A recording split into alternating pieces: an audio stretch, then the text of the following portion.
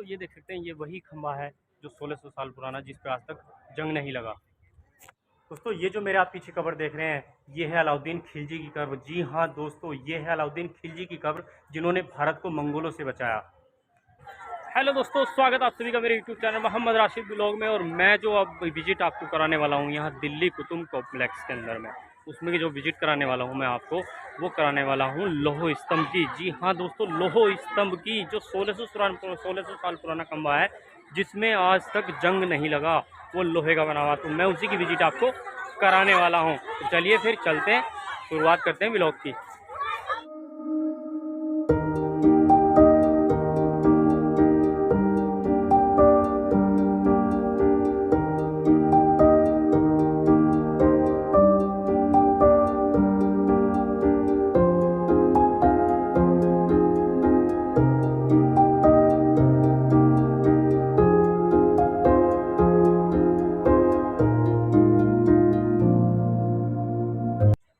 और दोस्तों अभी जो मैं आपको विजिट कराने वाला हूँ, वो विजिट कराने वाला हूँ मैं अलाउद्दीन खिलजी की कब्र की, जो यहाँ का हिडन पॉइंट है। बहुत से लोग यहाँ नहीं जानते उसको, मैं चल के उसकी विजिट आपको कराता हूँ। तो दोस्तों अब मेरे सामने आप देख सकते हैं, ये है खिलजी का मदरसा, ये जो आप मेरे सामने देख रहे हैं। और अभी मैं आपको इनके मकबरे पे ले चलूँगा, फिर मैं आपको बताऊँगा ये अलाउद्दीन खिलजी कौन थे। ये देखिएगा, ये है अलाउद्दीन खिलजी का मदरसा। ये आप देख सकते हैं, उस समय का स्कूल भी इसको बोल सकते हैं। इसके कमरे आप देख सकते हैं, ये इस तरीके से ये कमरे हैं। ये यहाँ आप देख सकते हैं, ये मदरसा। और यहाँ का ये हिडन पॉइंट है, देखिए यहाँ बोर्ड भी लगा हुआ है, ये खिलजी का मदरसा और मकबरा, जो इसका यहाँ का हिडन पॉइंट है। बहुत कम लोग यहाँ देख पाते हैं उसको, तो उसी की विजिट मैं आपको कराने वाला हूँ। और खिलजी, मैं बता दूँ आप, खिलजी जो था वो खिलजी वंश का दूसरा राजा था, जिसने भारत को मंगोलों से भी बचाया है।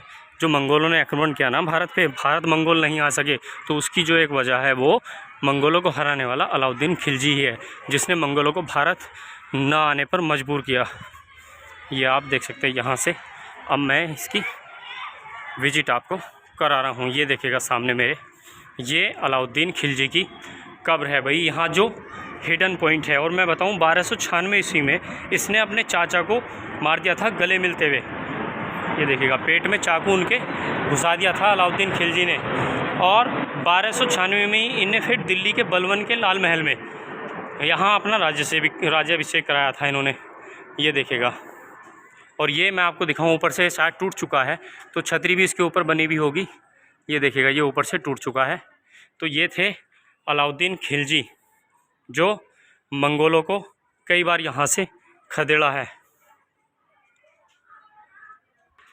और इनके चाचा का नाम बताऊँ ना मैं, जलालुद्दीन खिलजी था, जिनको इन्होंने धोखे से मारा था अलाउद्दीन खिलजी ने। आपने देखा होगा मूवी में, मैं आपको इसका सीन मैच कराऊंगा, जब अलाउद्दीन खिलजी ने अपने चाचा जलालुद्दीन खिलजी को धोखे से पेट में चाकू मारा था, 2 सिपाहियों की मदद से अपने।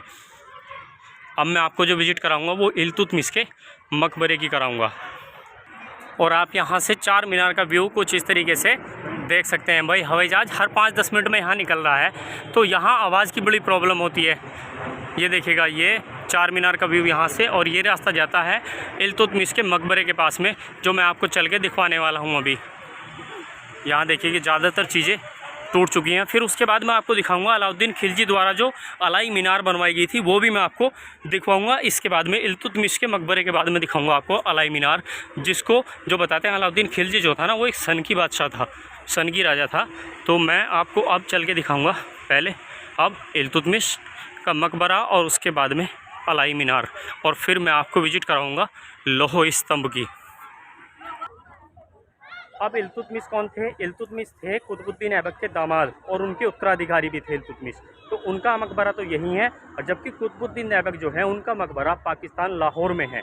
तो मैं यहाँ से अब आपको इल्तुतमिश के मकबरे की विजिट कराता हूँ। कुछ व्यू यहाँ से आप इस तरीके से भी, ये मेरे सामने आप देख सकते हैं, ये मेरे सामने आप देख सकते हैं, ये है इल्तुतमिश के मकबरे का एंटर, जो साइड से मैं कर रहा हूँ। और आपको लाल बलुआ पत्थर के अंदर मैं आपको दिखाता हूँ किस तरीके से कारीगरी की गई है, जो कुरान की आयतें यहाँ लिखी हुई हैं। ये देखिएगा भाई, ये मैं थोड़ा जूम करके आपको दिखाऊं, ये देखिएगा यहाँ ये लाल बलुआ पत्थर में लिखा हुआ है।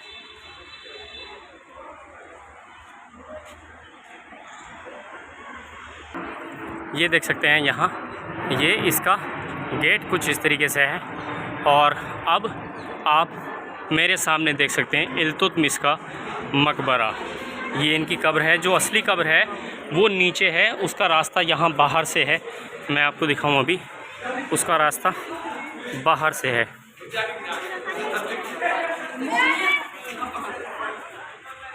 ये आप देख सकते हैं, ये जो रास्ता है जो अब कवर्ड कर दिया गया है, इसके नीचे से सीढ़ी है जहाँ इनकी कब्र है। ये इनकी कब्र है, सामने आप देख सकते हैं ये पूरे संगमरमर की बनी हुई है, पत्थर की। और ये यहाँ से इसका व्यू कुछ इस तरीके से आप देख सकते हैं भाई मकबरे का। इसके ऊपर की छत शायद गिर गई है, इसकी भी ऐसी खिलजी की गिर गई है, ऐसी इनकी गिर गई है, ये देखिएगा, क्योंकि बहुत पुरानी हो चुकी है भाई। और यहाँ संगमरमर के पत्थर में आप कुरान की आयतें लिखी हुई देख सकते हैं। मैं जूम करके आपको दिखाऊँ, ये देखिएगा, ये आप देख सकते हैं। तो अब मैं जो विज़िट कराने वाला हूँ आपको, वो अलाई मीनार, जिसको अलाउद्दीन खिलजी ने बनवाया था।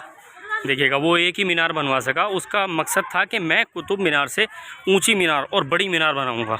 इसकी ऊंचाई जो है सिर्फ 25 मीटर। ये यहाँ से आप देख सकते हैं, ये अलाई मीनार है जो अलाउद्दीन खिलजी ने बनवाई थी इसको। और अलाउद्दीन खिलजी एक सन की बादशाह था, सन की राजा था। वो चाहता था कि मैं कुतुबुद्दीन ऐबक की जो कुतुब मीनार है उससे ऊंची मीनार मैं बनाऊंगा, तो ये बना नहीं सका, उससे पहले ही उसकी मौत हो गई। इसकी ऊंचाई जो है सिर्फ 25 मीटर ऊंची ये बन पाई। देखिएगा, ये देखिएगा।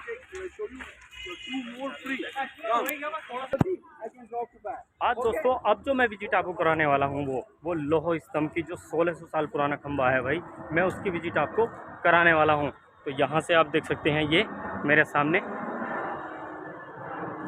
एक कब्र, यहाँ भी ये इस तरीके से, पता नहीं किसकी कब्र होगी, ये कोई मेंशन नहीं है। यहाँ भी कब्र है, यहाँ कम से कम सैकड़ों कब्र हैं। आप देख सकते हैं चारों तरफ कब्र ही कब्र नज़र आएंगी। तो अभी चलते हैं हम लोह स्तंभ के पास में। तो दोस्तों, आप देख सकते हैं मेरे सामने वो लोह स्तंभ, और ये जो एरिया है ये कुव्वतुल इस्लाम मस्जिद का एरिया है। ये आप देख सकते हैं, ये यहाँ इधर भी और इधर भी। अभी मैं चल के आपको इसके बारे में बताता हूँ, लोह स्तंभ के बारे में। ये आप यहाँ से देख सकते हैं, कुछ व्यू इसका इस तरीके से है, ये देखिएगा। अब मैं आपको बता दूं, जो लोह स्तंभ है ये 1600 साल पुराना है दोस्तों, और इसमें आज तक भी जंग नहीं लगा है। इसको जो बनवाया था चंद्रगुप्त मौर्य द्वितीय ने 475 सन 375 475 ईस्वी के बीच में बनाते हैं। और ये पूरा 1600 साल पुराना खंबा है। ये यहाँ से आप इसको कुछ इस तरीके से देख सकते हैं। और ये कुव्वतुल इस्लाम मस्जिद के आंगन में बना हुआ है।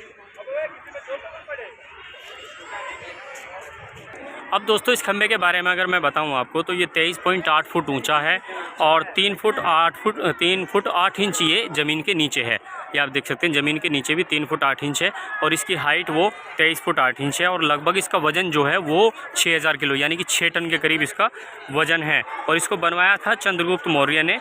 और इस खंबे को जो है ना, मथुरा से सन 1050 ईस्वी में तोमर वंश के राजा थे, जो दिल्ली के संस्थापक थे, अनंगपाल, जिन्होंने दिल्ली को बसाया था। उन्होंने इसको यहाँ लाकर कुव्वतुल इस्लाम मस्जिद के आंगन में रखाया था।